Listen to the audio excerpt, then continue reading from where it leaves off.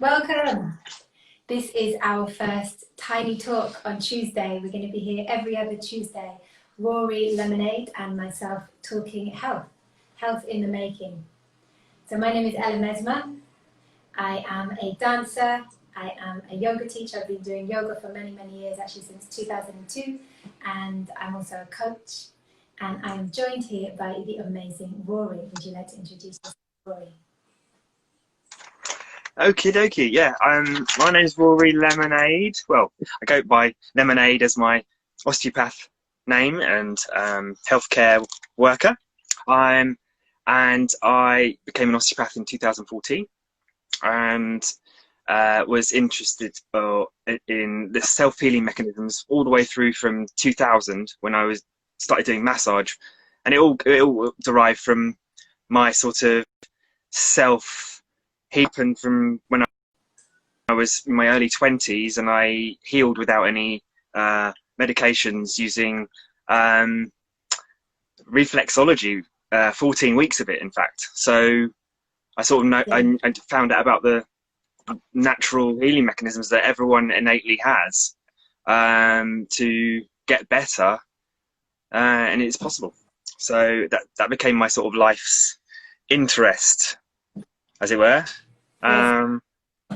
And also have a keen interest in the arts and dance and music production and performance as well, all through my life too.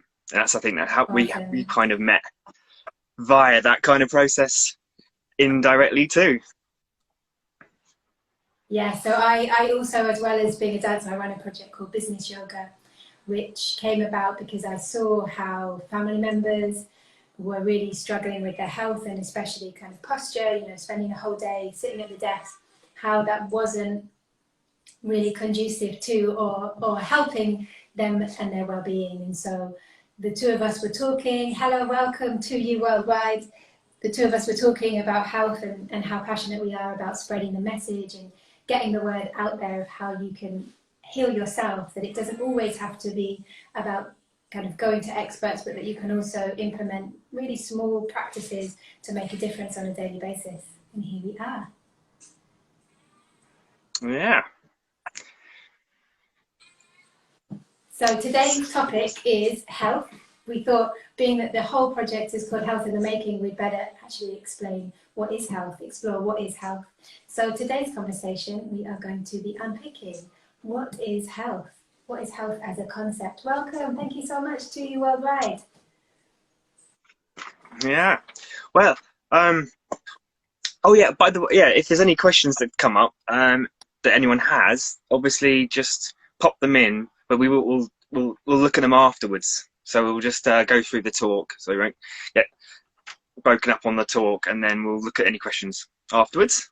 So what is health exactly? Obviously, it's going to come from my thoughts on this as an osteopath, but I think that health is, obviously, it's a concept. It's purely a concept. We put a lot of pressure on ourselves to find out what it means to us, but at the end of the day, it is a concept. It's not precisely measurable, and it can change from moment to moment depending on how we feel.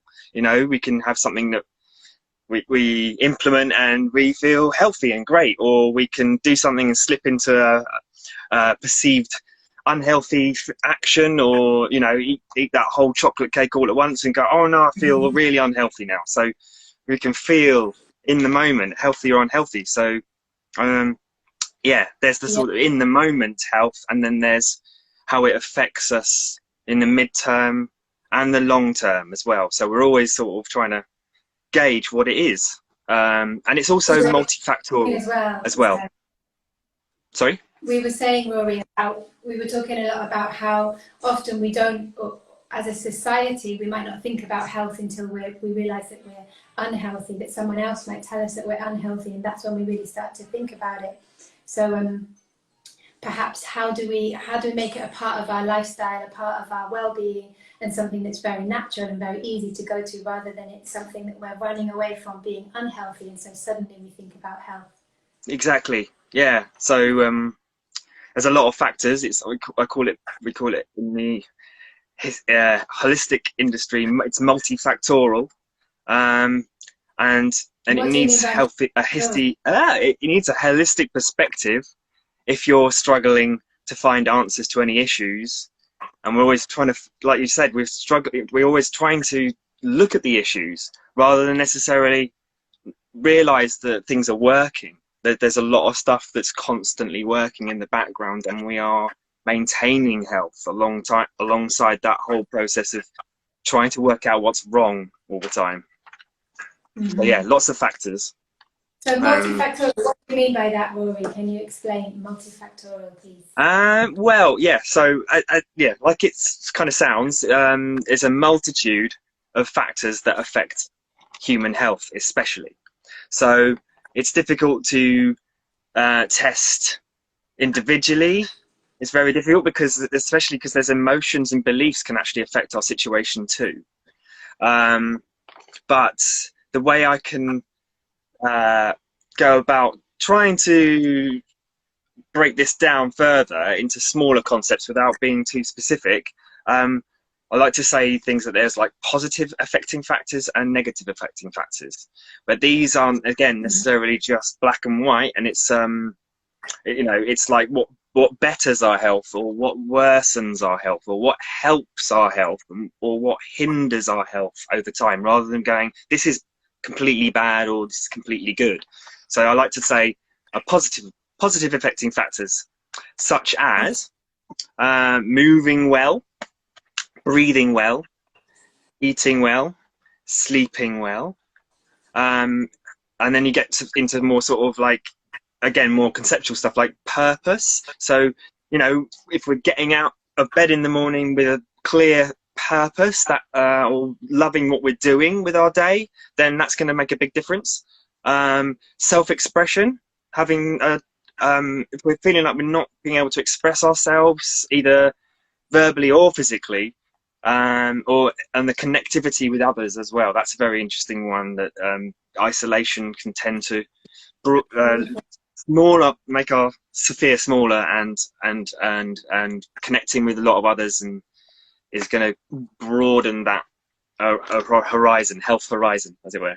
So it really is. It's quite a holistic approach. It's about the whole, your whole way of life, your whole way of being, actually, isn't it? It's not just what you eat or what the doctor says. It's how you feel inside, talking to how you're living your life, what you do.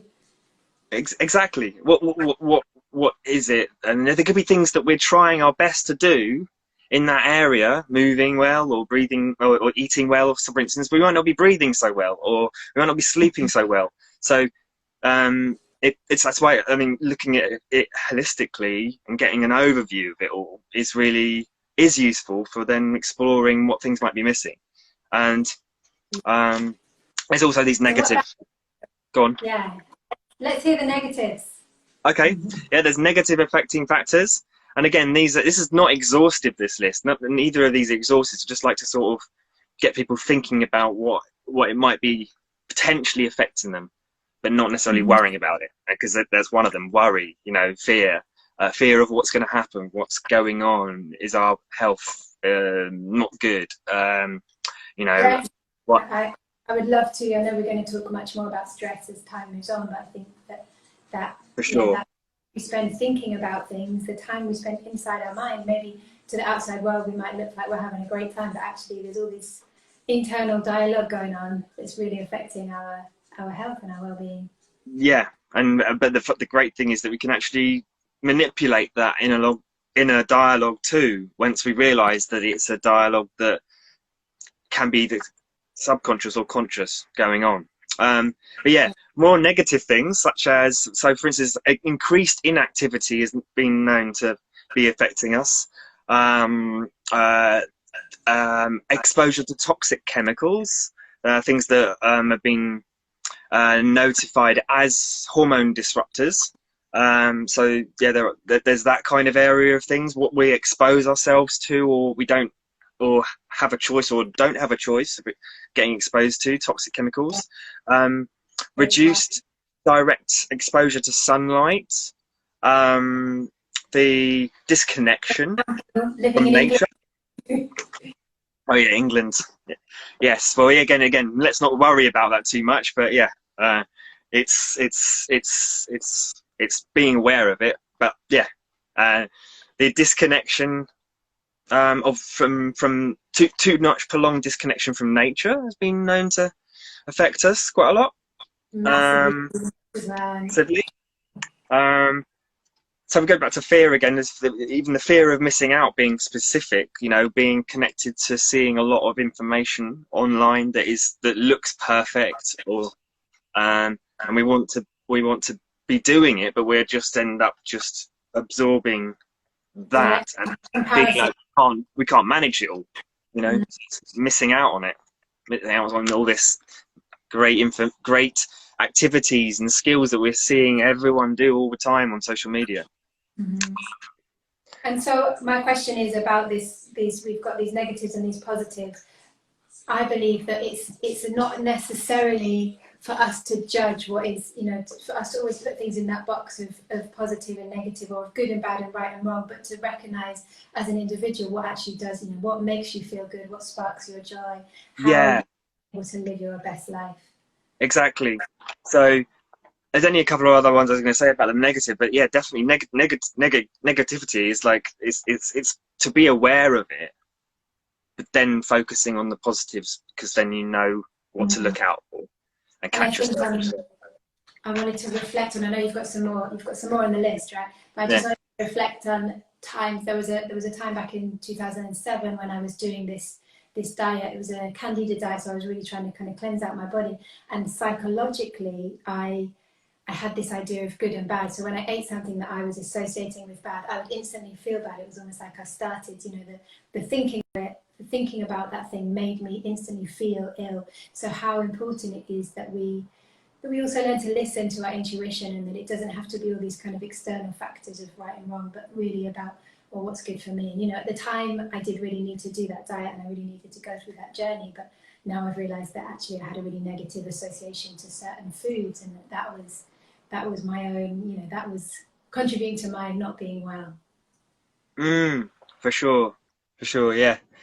So catching yourself going, I know this is potentially bad over a long period of time, but it's okay right now, or I'm looking at positives. But yeah, that's a good point actually. Nutritional imbalance is one thing that could be happening, and we could be eating something without realizing that's eating things that are not so good for us, or it could be that there's an accumulation, an actual gut health issue going on in the background that could be affecting us.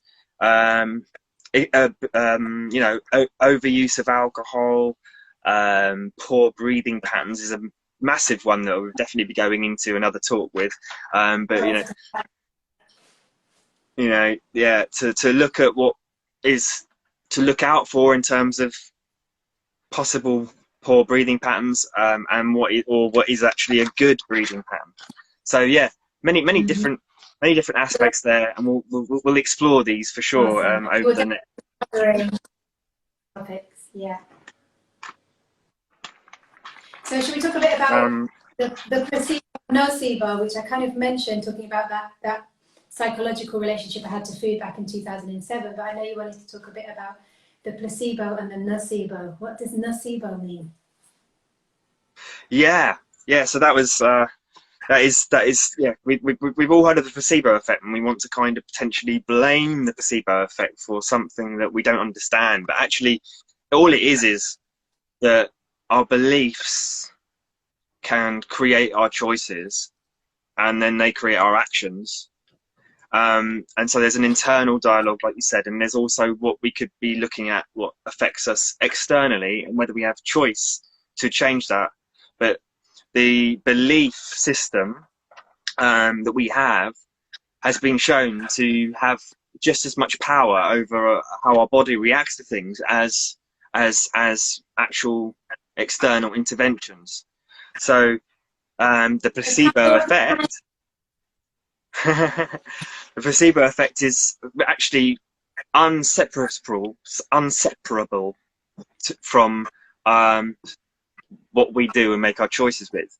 And the nocebo effect is like a description of what potentially won't happen if we believe something is not going to have an effect, or it can even have a negative effect if we believe something is going to affect us negatively as well. So it's a very interesting process to think about again. But yeah, beliefs and choices and actions really, and coming back to them.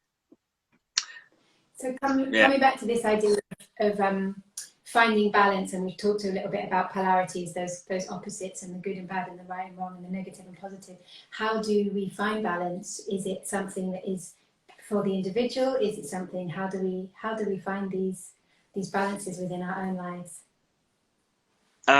Clear, good information that's impartial is useful, and then beyond that, a specific self-care practice. You could just be as basic as possible, because there's this concept of the mind, the breath, emotion, and the body are all linked in. It's not really a triangle, is it? It's a box. So there's 4 corners to it. We've got what we think, and that's connected to beliefs. And actually that affects how we breathe. So without us realizing, we could be breathing faster when we're thinking about something negative or stressful, and then that affects our emotions, and then that actually has a relay onto our body. And so it's all relaying, and the brain is sensing and monitoring this the whole time. So like you say, what can we do? One thing that we can definitely do is mindfulness, or anything that connects our mind back into not having to think about something else, the future or the past. If we bring it back, we can realize that it will change our emotions and our breath. And therefore, if we don't know how to do that, we can actually just focus on the breath. So then we become mindful because we're doing an action, and the breath, slowing it down, will slow down our thoughts and mind and body. Beautiful. So one of my favorite easy breath techniques is the box breath, which is so simple. Inhaling maybe for 4 counts, holding for 4 counts, exhaling for 4 counts, holding for 4 counts. And I find that can be such a good way. If I do notice that I'm getting stressed, I kind of find that my energy comes up here. I start to hold my breath. So it's such a great way to just go, okay, let's take control of this. Let's regulate our body. Let's bring our emotions back down, and realize that we're okay. That I'm super interested in the idea of homeostasis, of how do we hold ourselves well, hold ourselves whole, and kind of feel, almost like you said about this going out to nature, feel at one with nature, almost like you're being like the tree, you're being peaceful, you're being at one with your body and your mind, and that regulation of the breath is such a good way to bring yourself back down to relax. We'll definitely be talking about that one again. Yes. In more detail. So, only a couple of other things really to summarize. Really is that we can have these learnt patterns by the nervous system. The nervous system is controlling everything, and can be stuck in a poor pattern, a learnt pattern. And so, if we're looking at an issue with our health, it could be the nervous system needs retraining. Via, and that sounds like, oh, how do I do that? But it's basically, just a number of things that we can do, like just becoming aware, mindfulness, moving well, breathing well, working out how to sleep well, and just focusing on the positives to start to unwind these learnt patterns. And some of it can be very instant. So yeah, it's we won't go into the nervous system again just now, but yeah, it's a good example is, for instance, food poisoning. We can get food poisoned. We don't know we're eating food, and we don't know that there's something there. So there's a clear thing between what we can't sense everything that's bad or good, and that's the confusing bit about it. So but yeah, just working on what works. Super interesting. Yeah. So next time we are accepting, if you guys would love to hear about a specific topic, then we would love to hear from you. But We are excited for our next talk. We have some ideas, don't we, Rory? We're gonna just sort of pop them up the day before or something, or just we'll look out for Instagram once we decide, because it's so many different topics. We'll just sort of think about something and just pop it up. So keep an eye out for what it's going to be next time. Finding us. And So I do have actually, I've got a business yoga workout tomorrow lunchtime at 1 o'clock, and we're doing them twice a week, and it's all about wellness, all about those how can you quickly come back to you, quickly come back out of your stress mode and back into your body. So if you do want to sign up, you know where to go. That's in my bio. What else? How can we find you, Rory? for the moment, I'm working on a lot of ways in which to produce courses in sharing information about this sort of stuff, getting motivated, healthy action mindset, I'm calling it. But for the moment, if it just keep it simple, you can contact me via any of the socials, Rory LemonAid, and on my website lemonade.xyz. There's a get in touch form, and as soon as you say, you know, mailing list or something, I can put you onto a mailing list to get more info about stuff. Or I love working with people to do one-to-ones, obviously, not, you know, just there's osteopathy, but there's also, you know, the holistic health analysis stuff that I'm talking about, just giving a quick, you know, well, not quick, but just doing a potentially quick, but an overview of what might be holistically missing. We can just have a talk, have a case history, and you know, one-to-one session basically. Or I'm looking to reach to people more by courses and stuff like that too. And our goal is, you know, we would love to continue to shine more light on health, on what is health, on how can you find easy ways to quickly look after yourself and maybe your loved ones. So if there's someone that something resonates and you think, oh, maybe they need to hear that, then please do share. And we will be back in 2 weeks' time for more time. Brilliant. And just remember, it's function, positivity, and smooth running relies on our, you know, interrelation between mind, breath, body, emotion, which is in the immune system too. So let's make it better. Let's make it better. Let's be well. Thank you, Rory. Beautiful. Cheers, Ella. Nice one. In a bit. In a bit. See you next time. Next time.